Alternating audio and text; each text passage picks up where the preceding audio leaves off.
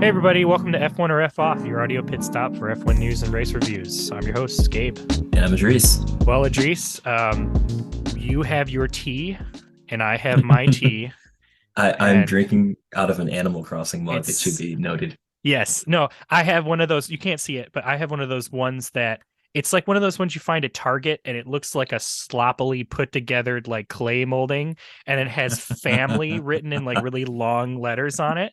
And Wait. normally, yeah, it came with a set that was like live, laugh, and love or whatever. But like, Oh, yuck. here's the benefit to this mug: it is very big, Yeah. and so more mug means more tea. Yeah. What are you drinking right now? I'm currently Um, drinking elderberry lemon balm. so wait, before we get into tea selections, I need to know anytime you use that mug, is it family or is it family? No, this is not a Vin Diesel approved mug. He would It's probably smash it. You know, it's I feel like he only drinks out of like engine cylinders that have been converted ooh. into like giant Yep. metal coffee mugs or something Yep. like that. You know, that's probably what he drinks Yeah. out of, and it's got like a piston as a handle. Oh yeah. I like that. Yeah. But you usually go for the traditional Lipton black tea, right, with some honey. Yes. My man. Yes, I actually do. Yeah, typically black tea with some honey and lemon just to get the throat nice and warm, nice and ready. Yeah, well, we're going to need it because today's episode is about, well, let's say it's the legend of the goats, colon, a link to the fast is what we're going to be calling this episode. Yeah, Obviously there's been so much people love talking about goats. And I mean, and yeah. not like, I mean, they like talking about goats, but they also like talking about the greatest of all times. Yes. Um, Arguably, goats are a lot more cute to talk about and look videos up about, but we're here to talk Absolutely. about the greatest in the F1 sport. I don't know about you, Idris. It's not a conversation I typically like to have about anything. Hmm. Whether it be guitar players in my case or video games, it's a tough conversation to have because everybody Absolutely. has their opinion Yeah. and you can sort of extrapolate in different ways of to justify it. And Hmm. and I don't know. I mean, you and I, we put together on our little Google Doc here a bunch of breakdowns of different data charts and things. And, shout out to the data dudes on YouTube for Data providing a dudes. lot of this information in a very palatable way. Do you wish that all data that you receive, especially at work, was kind of laid out that way with like epic music and, Oh it's yeah. really great. Absolutely. So I would recommend anyone listening to this episode who is very much into data like we are, the data dudes on YouTube. They're fantastic. They have an excellent presentation. They're just literally walking you through each GP. It's just the data being portrayed as it is, like no real like type of manipulation of data outside of certain metrics that they're trying to evoke and show through the trends in the data. But yeah, this is excellent. I do wish sometimes my data came like this at work. Instead of having it converted through like four or five different scripts to get it how you want it to look. But that's a whole conversation on itself. Here is the data analytics of friction. Just starts Yeah. blasting that at your face. That'd be so exciting. So actually, Gabe, I have a question for you. Ask it. This whole episode is going to be kind of focused towards goats, but Right. I think it needs to be said that goats are definitely more of I guess you can point to data and statistics and point certain trends out, but I always kind of like goat discussions that kind of center around this is my favorite person and this is why, right? Yeah. So Yeah. I think that might be a really fun place to start too. I think a few episodes ago we kind of highlighted that, Fernando Alonso is your favorite driver Hmm. and Lewis Hamilton is my favorite driver. Right. And I thought it might be cool or fun just to kind of give the listeners a little debate on Explanation. it. Yeah, yeah. Like we get in our Okay. soapbox for a minute. Like this is why I Yeah. love this guy, X, Y, Right. Z. So give me the Well, Alonso origin story. so for me, when I started watching Formula One, it was the early years of him with Ferrari. He had been driving for Renault for a really long time, and he had a lot of success, obviously, with them. But Ferrari came in, and for me, he was the first Ferrari driver that I was ever like, ooh, like he was like the Yeah. cool guy. It was him and Felipe Massa, and those two guys. It felt right having him in that role for some reason. Like it just, I don't know. It feels like a German driver or a Spanish driver in a Ferrari F1 team, it feels right. Like Carlos Sainz being in Ferrari feels right to me.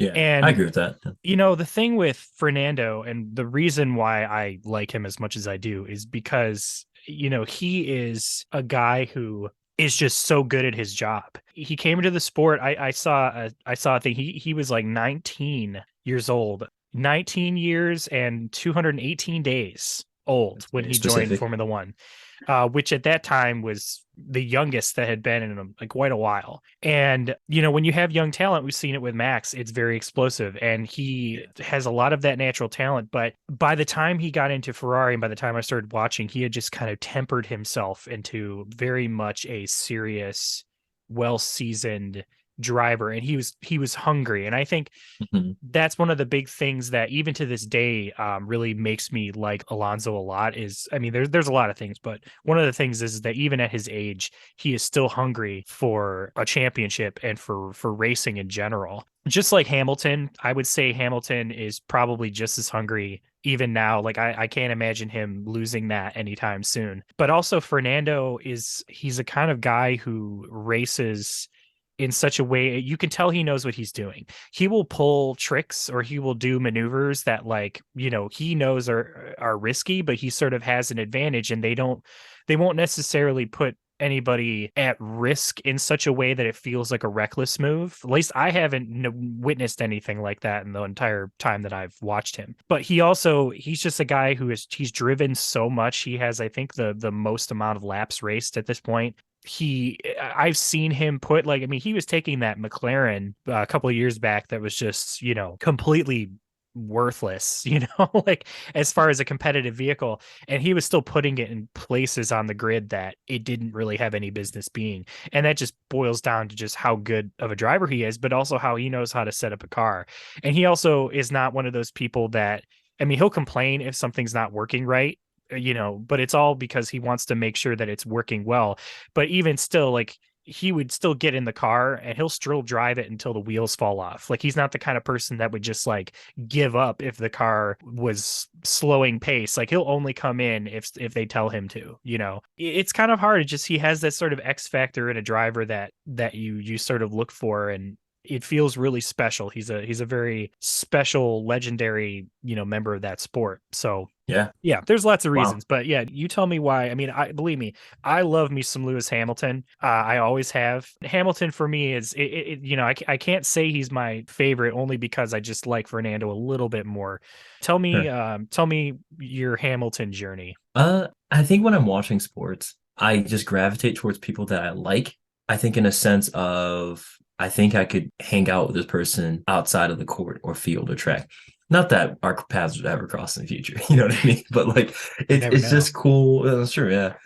But it's just cool to kind of imagine being a friend with that person, but also looking at the competitive nature that they evoke, right? Like how much do they really want it, right? And how do they go about that desire, right? Like there's some athletes that I think are phenomenal. Not, and I'm not necessarily speaking about F1, this is just in general, but there are some really phenomenal athletes out there, but they are kind of dirty, you know what I mean? Yeah. As Or far a as little snobby feeling, maybe. yeah. They bend the rules a little bit. They'll kind of chip you a little bit if they're backing you down and they're going for like a layup if it's basketball or Mm. just kind of just doing some stuff that I feel isn't really in the spirit of the competitive game, right? Yeah. Sort of like And unnecessary posturing. yeah. Just really not kind of hitting the nail on the head of competition. And Right. I feel like Lewis is kind of the antithesis of that, where it seems like from every single race of his that I watched, he seems to be such a gentleman, such a classy guy as far as his racing competitive nature. And of course, he's got his hot shot moments where people are, Mhm. he says things on the radio on track or he says things in an interview. And I think he's definitely mellowed out over the years, right? I think everyone does, right? They mature, that Yeah. sort of thing. But much like what you said, there's a fire inside of him that just burns and he's hungry, right? He wants to win and he puts it all out there, right? Like this last season of 2022, the first year of the Spec 2, I guess, or Spec 3, whatever you want to call it, ground effect cars. Mercedes was not doing so hot, as opposed to what they've done previously. And I don't know, it never felt like he wanted to give up. You know what I mean?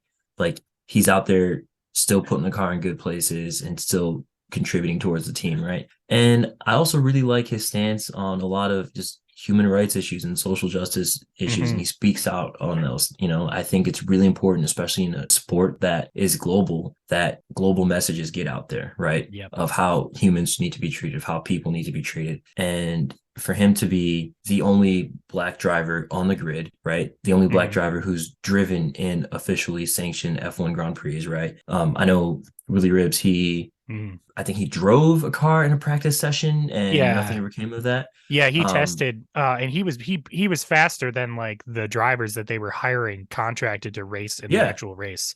yeah, he was just Um demolishing and these they just guys, but kicked they him never brought him aside. in. Yeah, they never brought him on, right? And how much of that was a factor, was race a factor? I don't know.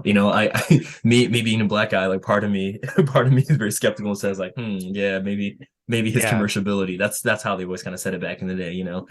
But yeah, it's like it's really admirable to see what he's doing there. I don't know. Honestly, in an essence, I just feel like he's like black excellence. Um Yeah. and not even just that too, not even just like with him being black, but just he's just fantastic. He's a great ambassador for the sport. Mhm. I don't know. I feel like he's inspiration and he's a good role model, right? He is. I Yeah. think I agree with everything that you said. And when it comes to his radios, every time I hear him get on the radio, something's going wrong. It always sounds like disappointment more than rage or anger. It's always like, "Come on, Yeah, yeah. guys! Like, what's going on here? Like, what are we doing?" I always feel like okay, getting real nerdy here. So, with Star Trek, everybody has their favorite Starfleet captain, right? Hmm. And people like Kirk because he's this like rootin' tootin' like hey ladies kind of like you come, I'm gonna throw you a 1-2, like he's like real sort of that guy. And when Next Gen came around, they had a backup Kirk, and that was William Riker's character. uh Mm-hmm. because what they did was the captain was Picard, who was like this bald, mild-mannered diplomat. I mean, he hated kids, which is like a weird thing for his character, but he was very diplomatic, and he had just this completely different sort of approach to command. Like I'm currently watching Deep Space Nine, and Cisco is like completely different. He's not a Starfleet ship captain, although they have the Defiant. He is like a little bit more aggressive. He's a little bit more in your face. He's also obsessed with baseball, which is just hilarious to me. Every episode he's like, baseball, let's talk about baseball.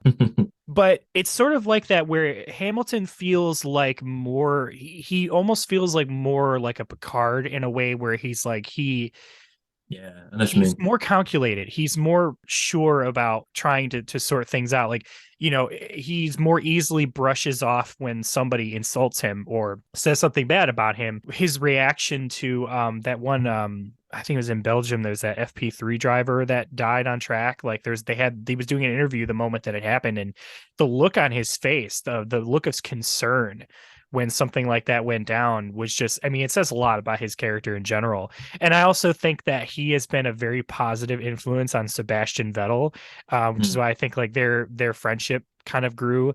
Vettel said in an interview last year that he thinks that after Baku, when they had this little coming together under Fifth, the yeah, safety yeah. car where like Vettel bumped into Hamilton because he thought he brake checked him, and like he said after that he realized our relationship improved, and things, I kind of got a little bit better, and I like that sort of interaction. It almost feels like it's like the first sort of real blooming friendship amongst champions, and like that we were seeing in like a modern era. But yeah, I agree everything with Lewis Hamilton. And interestingly enough, and this is sort of coming into our discussion of some of the data that we've come across, not only were we looking at the drivers, we were also looking at the race teams.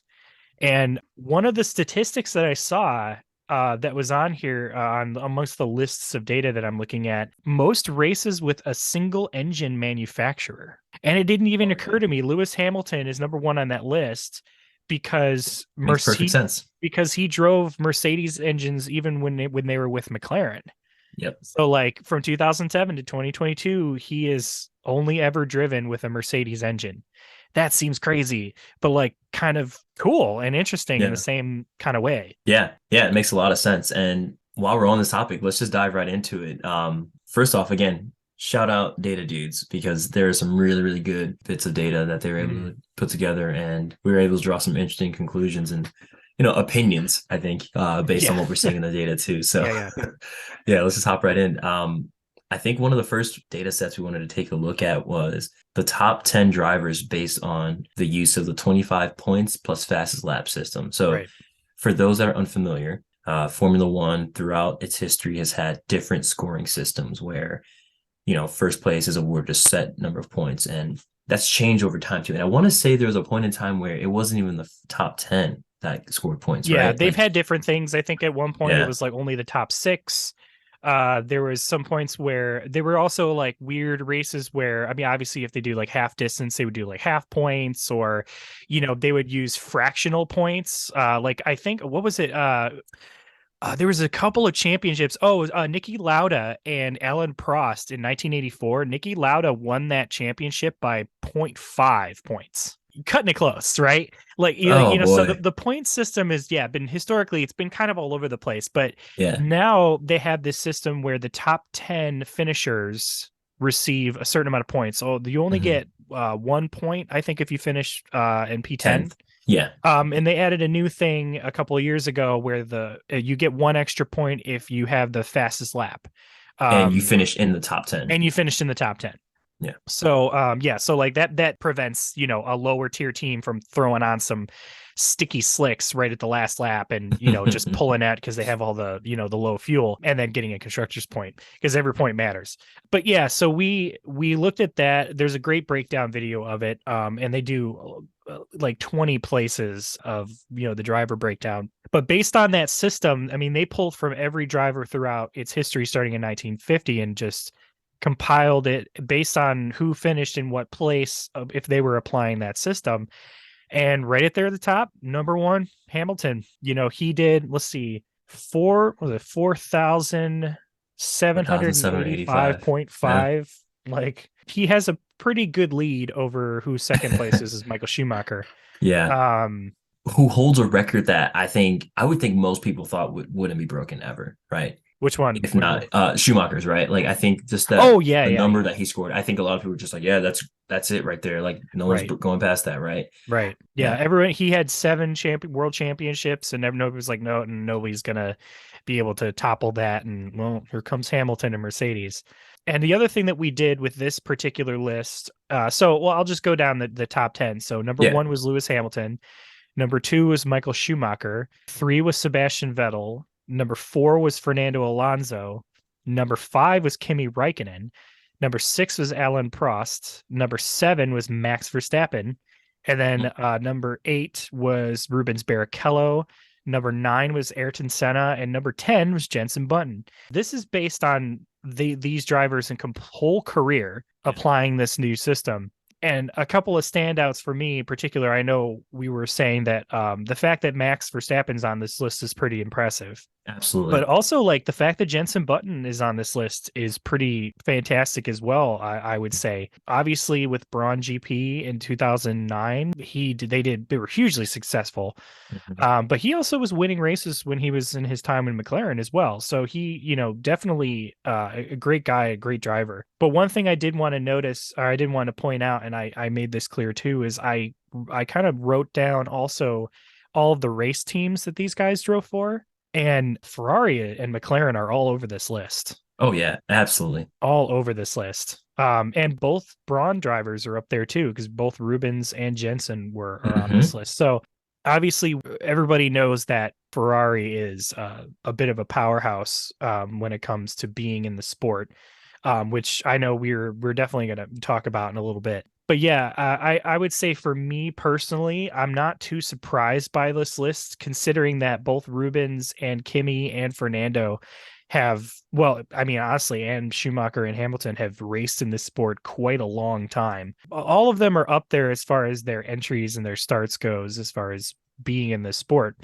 And so it's one of those things where over time, the more you race, even if you are in sort of lower finishes, you still get those points values. So I think honestly, the one that surprises me is actually Max, which just tells me Yeah. that he has spent his time well the past, Yes. 10 or so years that he's been in the sport now.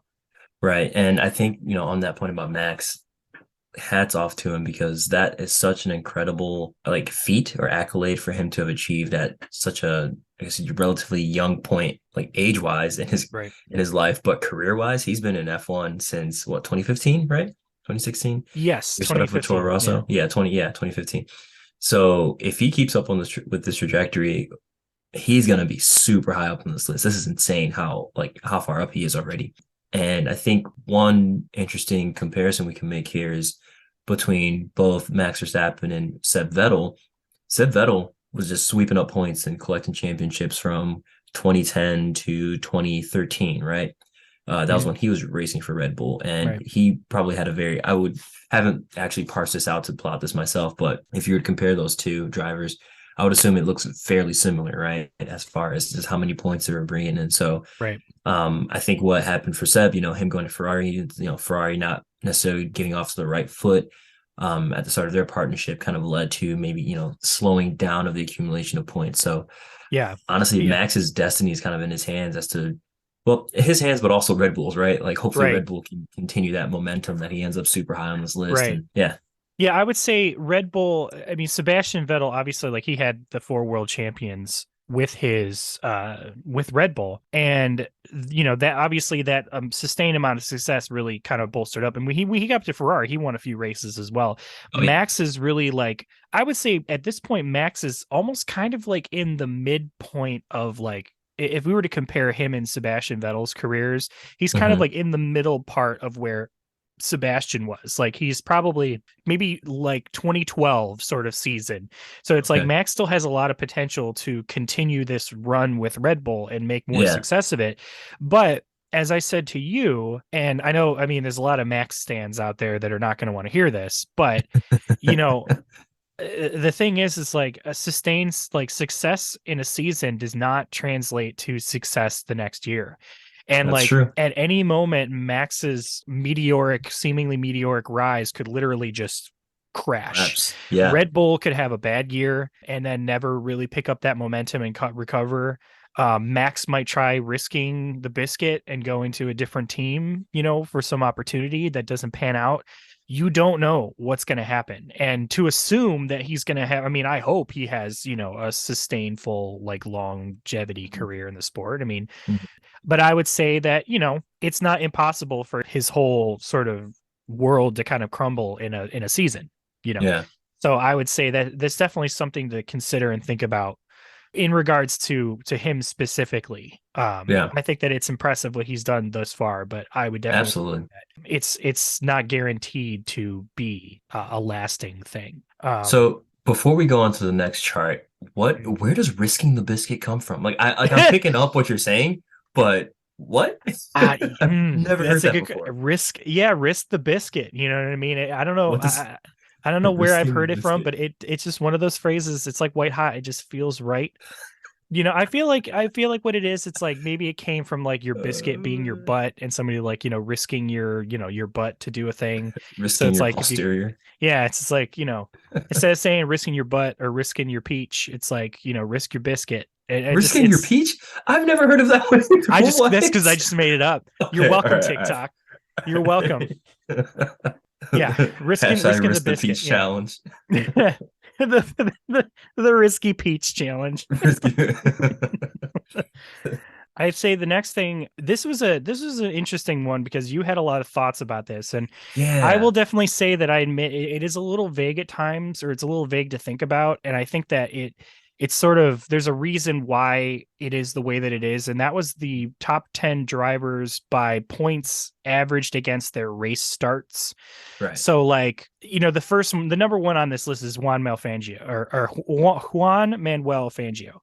He was like the first real sustained champion of Formula One Grand Prix racing. And, he was all over the place. He raced for Ferrari, Alfa Romeo, Mercedes, and Maserati. And he was also an old driver. He was in his like 50s when he was racing champion and winning Just championships, which is wild. nuts. But the thing is compared to the other drivers on this list, or at least some of them, he had comparatively a smaller amount of race starts.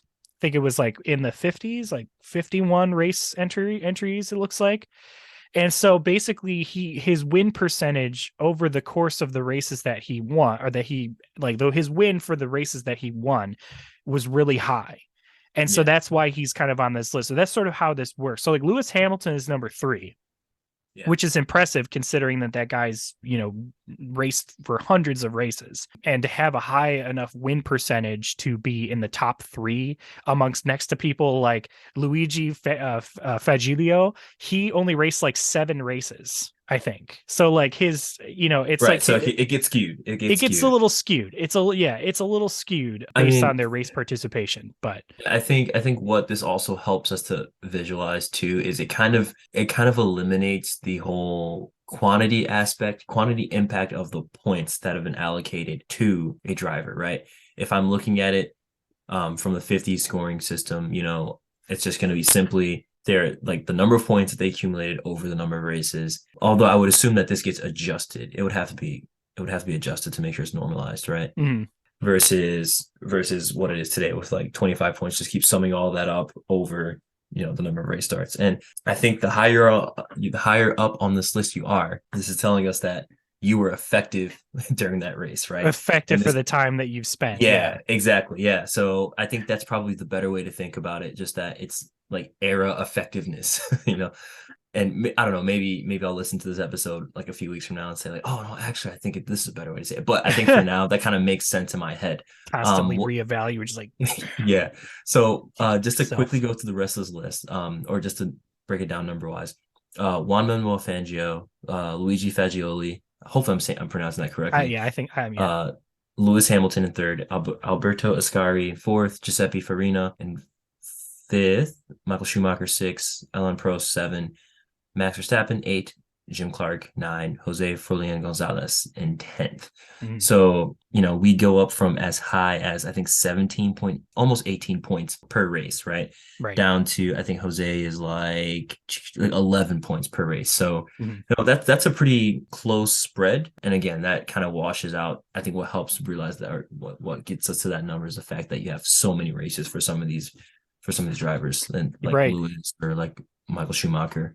Right. But yeah, really interesting list and nice mix of eras that we have here, I think. Right. Well, you also too factor in too that like a lot of the drivers that are further down on this list, it's like, they probably could have been in higher position had they been racing in cars that were more effective. So Yeah. that's also where this kind of comes into play. It's like Lewis Hamilton, I would say, is lucky that in the fact that throughout most of his career, he's been in equipment that has been very much at the top of the echelon. Right. Even when he was in the last years with McLaren, like they were still winning races, and Mhm. that's was one of the big criticisms when he moved to Mercedes, that everyone was like, "Are you kidding? Like you're still winning in McLaren. Like why are you Mhm. leaving?" And it's like, nah, that was a slick move. I mean, it's a good thing he Mhm. did it. But like I look at people like, Fernando Alonso is pretty far down on this list, but I think a lot of that too is just because, he had a lot of years driving in the sport where the cars were Yeah. midfield or lesser tier, and it doesn't have anything to do with him as a lesser of a driver. Right. And I think that's kind of where another point where this list gets a little skewed is in a sense Right. that like, well, it's more about there's almost a luck factor in here of like Very the much fact so. that you were in a Yeah. good car that allowed you to have sustained percentage of success and be effective in that sense. Yeah, So that's the exactly. other thing to That's a good really way to look at it. consider. But there's still big names. Lewis Hamilton, Michael Schumacher, are Alan both on Prost. this list. Alan Yeah. Prost, they're both on this list. Like Prost always on these like points lists because they call him the professor for a reason. He was Mhm. very effective with those points for sure. But yeah, I don't really have too much else to say with this kind of set of Nah. data per se. Honestly, like I said, it's a little skewed. I would say go check it out yourself. They do a good job in the description of breaking down why or like how they compiled this data and sort of what they did and why they did it. So Yeah. that's really kind of helpful for sort of understanding a little more of what you're looking at. If you know what I mean. This next chart is really interesting. And there's one note that I really wanted us to hit on, and maybe we'll bring it up and then kind of go through the rest of the list and then hit back on that again. But this next one we took a look at was the top 10 drivers podium finishes. Mhm. This is just simply who has the most podium finishes, right? Yeah, well, Of yeah, all that's time. right. It's not even just first place too. It's like if they Yeah. finished second or third, it also Yeah. counted. Yeah. But if you finish second, that's If you still finish first loser, right? What's score? if you ain't first, you're last. Is that what you're trying to Yeah, say? yeah, You're trying to pull a yeah. Ricky Bobby. That's If yeah. you're third, then If you you're not first. But if you're second, then your second to third.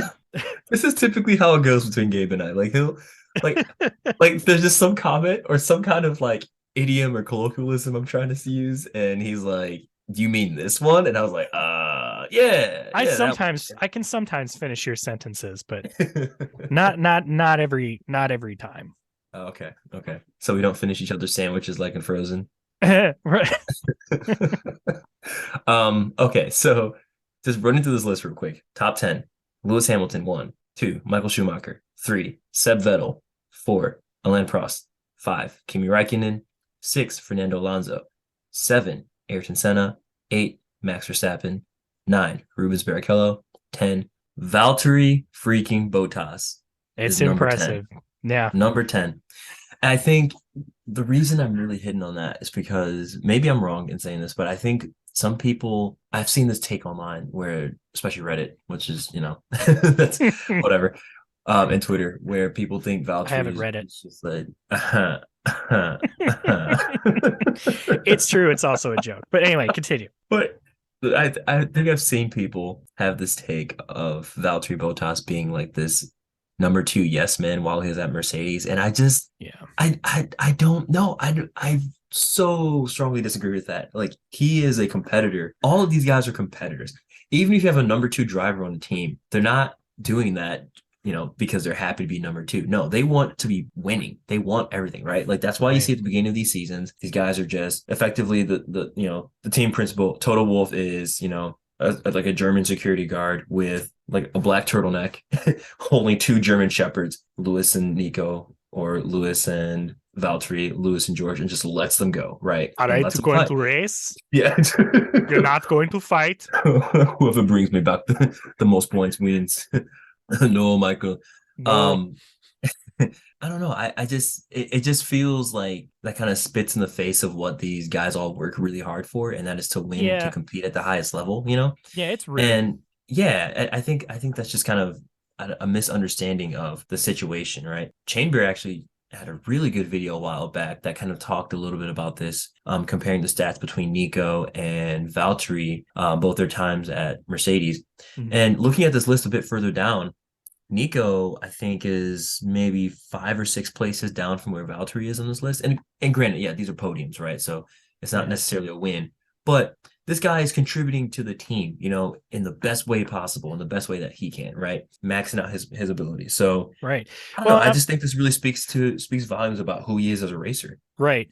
And I think, honestly, I think in the past couple of years, I think Valtteri has sort of seen a renaissance of sort of support for him. Yeah, absolutely. Because he's really a good guy. He's really talented. I think his exit from Mercedes was definitely amicable. They didn't just chuck him out on the street. Like, it Right. was sort of like, this is just something we have to do. We've decided, he got to drive with Alfa Romeo, and, he seems to be pretty happy in that seat. Looking forward to his future. I think he is one of those guys that feels like, he can put his time in and hopefully develop a team to get to the point where, he's more than capable of winning races and, vying for a championship. Yeah. 100%. There's nothing that would prevent him, apart from people just being faster than him, or, him not having a car that is competitive. But yeah, I would say that his time with Mercedes was definitely well spent. Absolutely. I think that, Lewis Hamilton obviously was the one that people really thought about or kind of fixate on with Mercedes, but Valtteri was right up there, snatching podiums, snatching a few race wins. He did the job, he did it well. He and Lewis didn't really have any big falling outs or any issues, like major problems. There wasn't big clashing of egos. I think after Rosberg and Hamilton, I think Mercedes sort of learned how to temper those sort of interactions Yeah. in a way. I think Valtteri was definitely the surprise on here as far as podiums. It made me happy. Yeah. It was nice. I mean, Yeah. it's good to see somebody like that up there. I mean, obviously, like Hamilton is on the top of this list after the amount of success that he's had. Sure. So the first 3: Hamilton, Schumacher, Sebastian Vettel. Not surprised by that. 4, Yeah. also Alan Prost. Not really surprised. That's the thing. It's like these lists. It's like, Max being on there, it's impressive, but Valtteri, I think, was the real surprise for this, and it was just it was cool it's cool to see. I mean, he's beat out a lot of legendary, drivers and Hmm. also former world champions on podium Yep. finishes, which is weird to think about. But Hmm. and I think this is something that I mentioned to you too, that I think that this sort of on this list specifically, the only two drivers that are not world champions were Rubens Barrichello and Valtteri Bottas. Yeah. And so I think that you could make the argument that those two guys are in some sense the best of the rest. Yeah. You know what I Yeah. mean? Like, if they're gracing this list along with legendary world champions for podium Hmm. finishes, Yeah. like no other drivers are breaching that top 10 that are non-world championship drivers, and they beat out, let's see, I'm counting one, two, three, four, five, six, seven, eight other world championship winning drivers for Yeah. the top 10 spot on podium finishes. That's pretty incredible.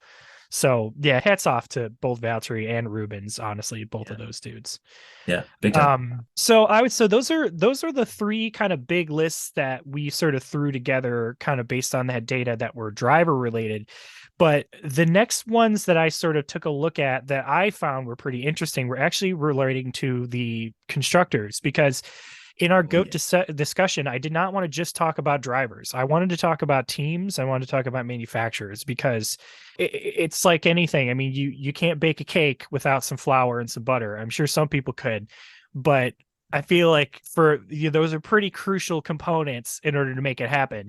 So it's like Yeah. you can have drivers, but if they're not driving cars, they can't sprint around a track and get a podium finish. So I think it's worth looking also at the teams and kind of comparing them. And there's definitely some names on here that new F1 fans or even relatively, seasoned F1 fans might not be completely aware of or know. Yeah. I think the big one, and it's something that I've definitely talked about, is the Ford Cosworth. But the first list that we have for this is the top 10 engine manufacturers wins list. So that is a manufacturer of an engine supplied to a Formula One team, whether it be their own works team in the case of Ferrari or Mercedes or Renault, or based on teams that they supply. So, like, for example, Honda supplied McLaren with Right. engines throughout their championship run in the 90s. Red Bull had Renault engines for Sebastian Vettel.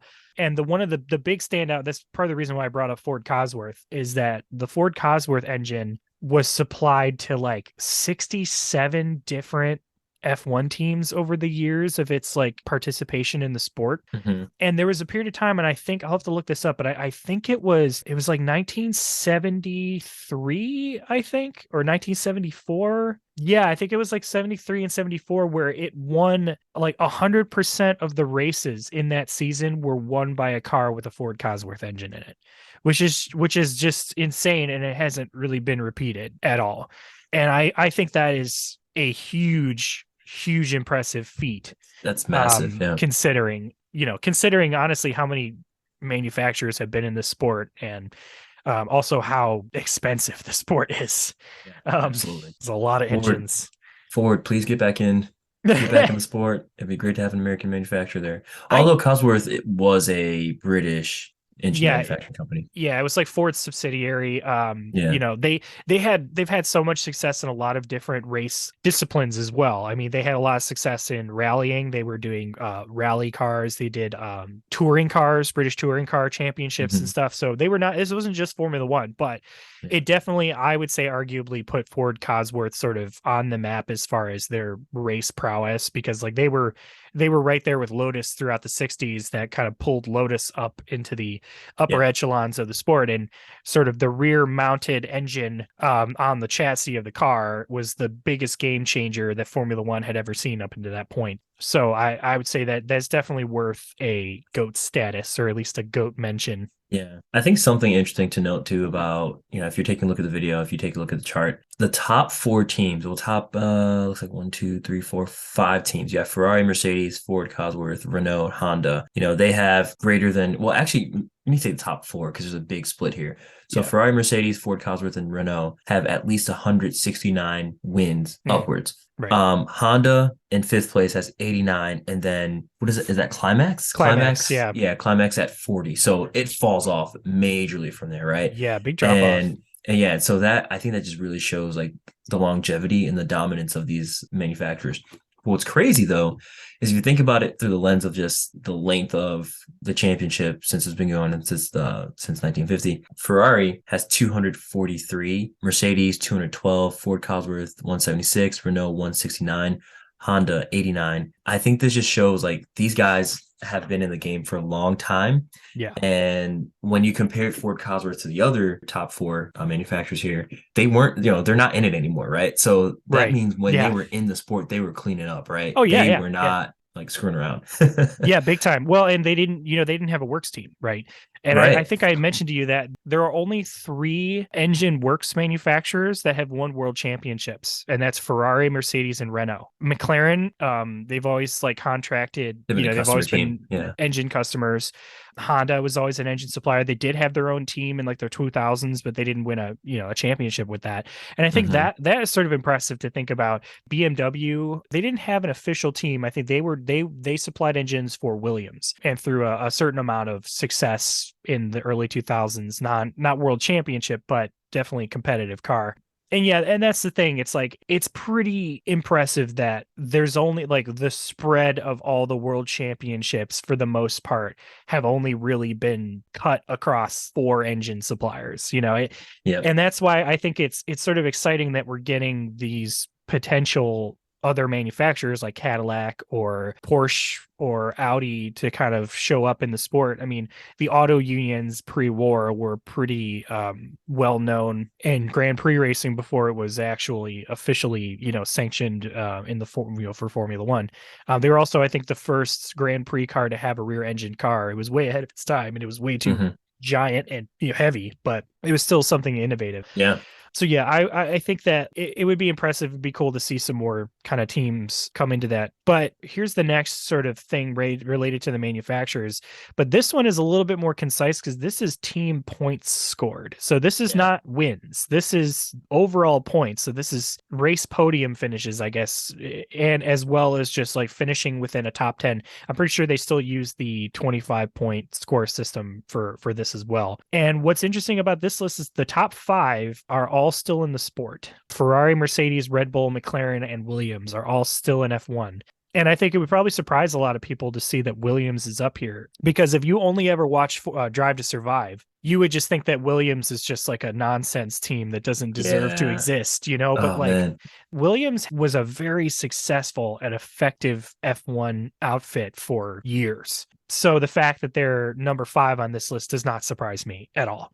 It also doesn't surprise me that Ferrari is at the top of this list, because there's a lot of like statistics that we can talk about that specifically. I think the most impressive one that I thought of was the fact that Ferrari, they had a little bit of success in the 60s, not much. The 70s, they sort of had a stream of wins. In the mid 70s. The 80s, they had a couple, but then they didn't have any wins. Like they didn't have any constructors wins until 1999. But even still, through all that time, they finished outside the top 5 in World Constructors Championships only 4 times in the Jeez. 72 years that they've competed. That is insane. Like the fact that like they've raced for 72 seasons of a sport and have only finished outside the top 5 4 times. That's just incredible Yeah. statistic wise. You know what I mean? Yeah. It's impressive, and it's understandable then when you think about why they're the top of this list. Yeah. That list is pretty self-explanatory. They've done a great job of making it to the top there. Yeah, I think Red Bull, being that Red Bull's only been around since 20, ooh, 2004, 2000, 2005, something like that. yeah, I don't remember. They were Oh, Jaguar before they turned 97. into, well, they didn't officially have a actual works team until the 2000s. Like they were attached to an F1 team that wasn't officially Red Bull. I think it was like Red Bull something. Mhm. But they bought the Jaguar team when Jaguar sort of teetered out and needed to be sold, and then Jaguar became Red Bull. So I would say it's pretty amazing that they're number 3 on this list, considering that they do not have the longevity of Ferrari, Mercedes, McLaren, or Williams, and they're still number 3. So this the last sort of engine manufacturer list that I wanted to talk about. And this one was really surprising to me because, like I said before, the top of this one, the top 10 all-time distance raced by an engine manufacturer. So the Yeah, buckle basically up for this one. a cumulative amount of distance that an F1 engine has raced. And the top of this list is Ford Cosworth. Yeah, They raced 1,227,796 kilometers, which insane. works out to like over it's like 700 and it's like 730,000 miles, I think. But yeah, and then the next one down on this list is Ferrari, which they've raced 945,816 kilometers. And like we said before, the reason why Cosworth is on the top of this list is because they supplied so many different teams with engines to run that it was just this accumulation of all these drives and all these teams, running these Hmm. engines through. Still a pretty incredible feat. And and we also want to make sure we're not saying this is not one engine. This is the Right. engine manufacturers, like the amount that accumulative that all of their engines have run in race events, Yeah, so kind of that put that would together. be yeah. So for instance, we had Charles Leclerc and Carlos Sainz Ferrari engine car last season. The miles that were put onto that car, it's gonna be both of those, and then added into that pool of data that we're Right. looking at here. And also, you think of like Yeah. the different engines that Ferrari has had. Like they've had V12s, they've had V10s, they've had V6s, they've had V8s. They have a whole, mess of different ones. The bulk of Ford Cosworth's engines have actually been based on pretty much the same platform, not really changed all that much. They had a V8 engines in the 60s, naturally aspirated V8s throughout like 70s and 80s. The turbo era, they had I think they had V8s and I think maybe some V6s in there, like turbo V6s. So they've had a few changes, but honestly, Ford Cosworth has had most of their longevity of this distance has been pretty much on the same sort of engine Like block. spec, It's yeah. yeah, spec block. And that is what I think is the most impressive of this list. Some And when you it see it, it is it's just impressive. the drop off is really Oh, it's dramatic. nuts. From Yeah. Mercedes to Honda, it's like literally half the distance. It's a cliff, Like dude. and then from there it's another half to Offenhauser and then it just like peters out. There's some interesting names on there though, like Lamborghini's on there. Yeah. Obviously Yeah. Porsche's on there. Petronas is on there, which is interesting. Yamaha apparently is on there. You think Yamaha would be on the top of this list, but no, nobody was using Yamaha engines all the time. Unless this Um were Isle of Man, then that's a different discussion. yeah. From an engineer's kind of standpoint, Idris, like what does that how does that make you feel or think like when it comes to like an engine basically having that kind of I mean, progressive longevity in a sport? this is the data you want, right? Especially if the engine that has seen that distance is the same spec across all the different years, right? I mean, if there's like minor improvements and changes along the way, that's fine. But if Mhm. it's the same engine with those minor changes and you get to gather all that like real live test data on it, Oh that's yeah. insane, right? Like this is the kind of data you want as an engineer, but you can't actually get until you actually put it out in the field and operate it, right? Right. So, of course, I'm assuming with the Ford Cosworth, their engines, I mean, there's different specs in there, right? So there's going to be Yeah. like, whether it's, V6, V8. Yeah, that's the kind of stuff you want and you just so strongly desire. But this is just so cool to see that kind of data that's been gathered. I mean, I don't think it really tells us much as far as performance of the specific engines because again, it's just all these different engines that have just been mashed together. We're just getting the distances for that Yeah. manufacturer, but it's impressive, like Well, I think that nonetheless, and it's just cool to see. the big one that I remember seeing that they talked about, it's the DFV, which Wait, what? DFV stands for Oh man, I was gonna guess it. double double four valve is what it means. Double four Um valve or double double four, like four as in the number the four, number double four four? valve. Yeah. DFV? So that engine specifically was sort of that was the one that powered like the Lotus in the 60s, right? Okay. Yeah, And that was the one that really kind of set things up because it was lightweight, it was powerful, and essentially the basis of that engine had, been mostly stayed the same throughout a lot. But it wasn't even just in F1. I mean, it was in champ cars, it was in Indy cars, it was in cars in 24-hour Le Mans competitors, Group C stuff. Like, yeah, it's just incredible. And the thing is, the fact that it's like that sort of same kind of layout, having that kind of sustained success. It's like I said, with Ferrari, they've gone through V12s and V8s and V10s in different eras where they were competing with the Cosworth that had lesser amount of cylinders, but was more or less effective. And we could go into a lot of that sort of ideas of why was that? Part of it was weight. I would say also a part of that was probably durability as well. I mean, sure. there's always those balances that you have to make. You can have a hugely powerful, expensive, multi-cylindered engine, but it could be really fragile and completely fall apart or be overly complicated and just not work. And so there's a lot of that balance you kind of have to strike. You know what I mean? Yeah, super impressive. Yeah. Well, I would say at this point, Idris, based on all of this sort of data that we've compiled and everything that we've sort of talked about, like what are the kind of big takeaways from looking at this? Like what's the sort of big picture that you would want to drive home about what this really means for the sport, what people should really think about? I mean, and even still, like, is there anything that you've seen in this data that's made you think like, well, you know what, actually this might be like honestly the greatest of all time in whatever regard?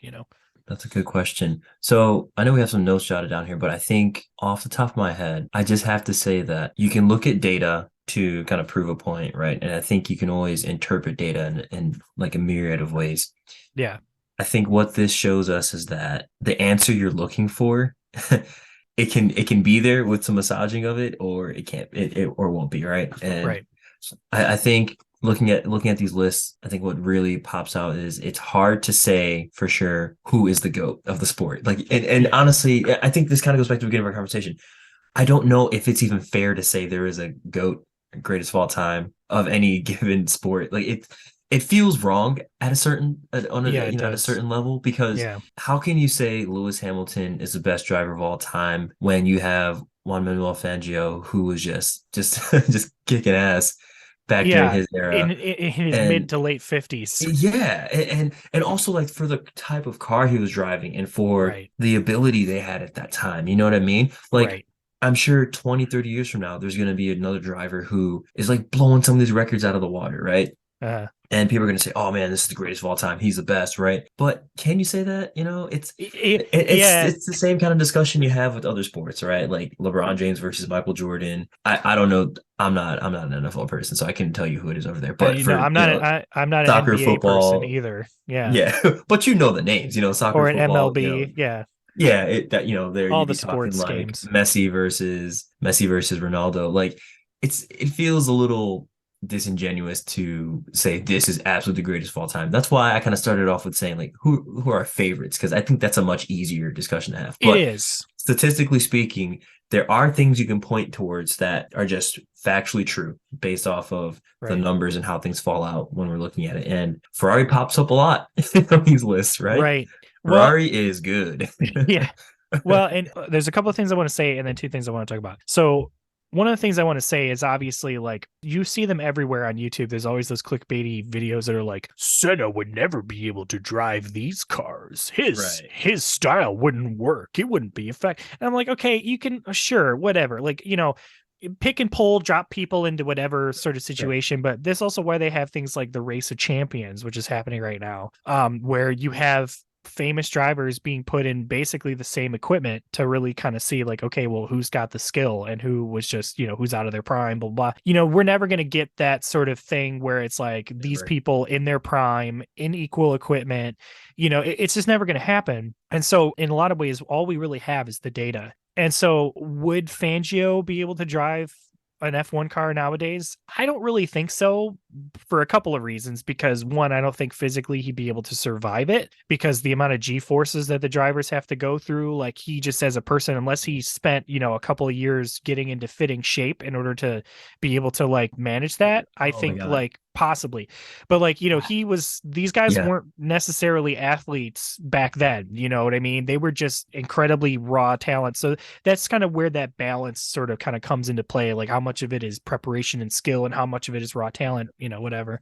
But quick um interjection. I just got yeah. to say this. Like, I'm so glad you brought up athletic fitness aspect because that's completely Yes. changed the game Oh of like yeah. career longevity and everything, right? Like, Hmm. these guys in the 50s and 60s were either A, pretty boys from Monaco who played badminton and polo Is for that the fun. polo? Is polo the fancy one with like the horses Yeah, and the it's like horses and the croquet, little yeah, the croquet on croquet. Yeah, horses? yeah, yeah, yeah, Okay. yeah. Yeah, not the one you I eat, the don't know one you rich people's whack. Well, sports. yeah. I only I know mean, Formula One. yeah. But yeah, they would play polo and badminton. Maybe lacrosse was like their bad boy sport they played. Right. And now, It was their bad boy sports. Here comes Dirty Face McGee up to pitch. He throwing looks it like into he's the rowing triangle for a bowl. fight. He's gonna Yeah, smack him with a solid club. yeah. But Um, today these guys are, and they also, yeah. So sorry, they either were like pretty boys who played lacrosse back in the day, or they had dad bods, right? And there's like no shame against dad bods. oh, Like, I that's got not what one. this is It's about. fine. But like they weren't, and they didn't have bodies that could just withstand these like G-force loads and just had crazy endurance, right? Physical Right, endurance. right. And today they have like fleets of people working for them who are like nutritionists, people who cook their meals. Oh, that would be a chef. That is the word for that. You have people who plan their days out, like as far Hmm. as exercise goes.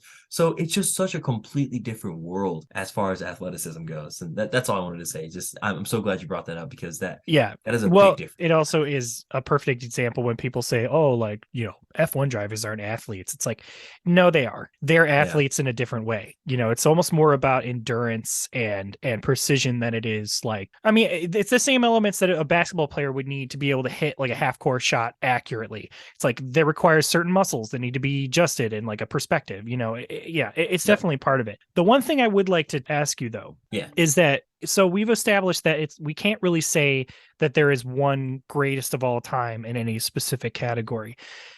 So I would say that you and I would agree that there are multiple greatest of all times. Like there are Yes. greats of all times, I right? I think that is more fair to say. Legends are greats. Now Yes. let me ask you this. What point would somebody breach into that realm? You know what I mean?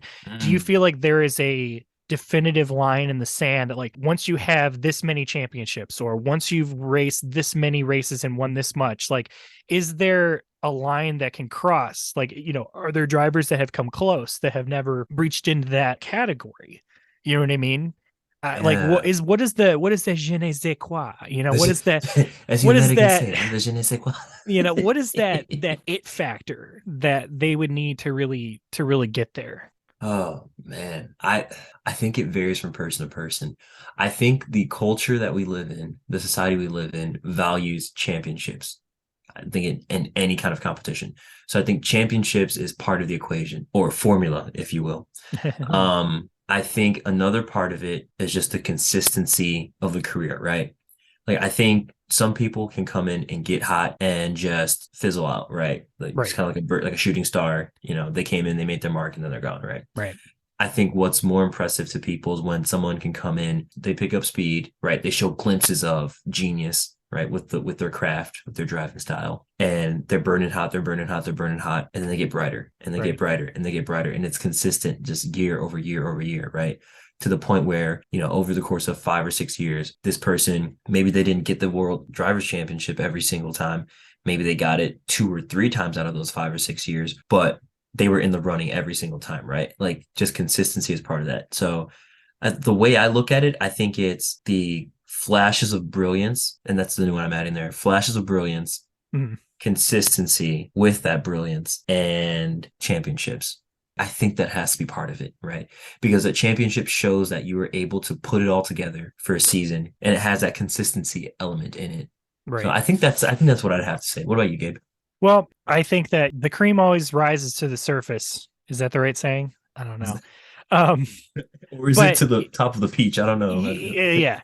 But I agree. I think consistency is definitely a big thing. I think raw talent is a big thing. I think that the mentality or the attitude of it, I think is definitely part of it as well. But I can't help to think that, there could have been a driver that had all the talent, all the consistency in the world, but just was never exciting enough or was just never given that opportunity to be in a thing that allowed them to shine. And so I think that that's I think where the discussion of that really gets muddied.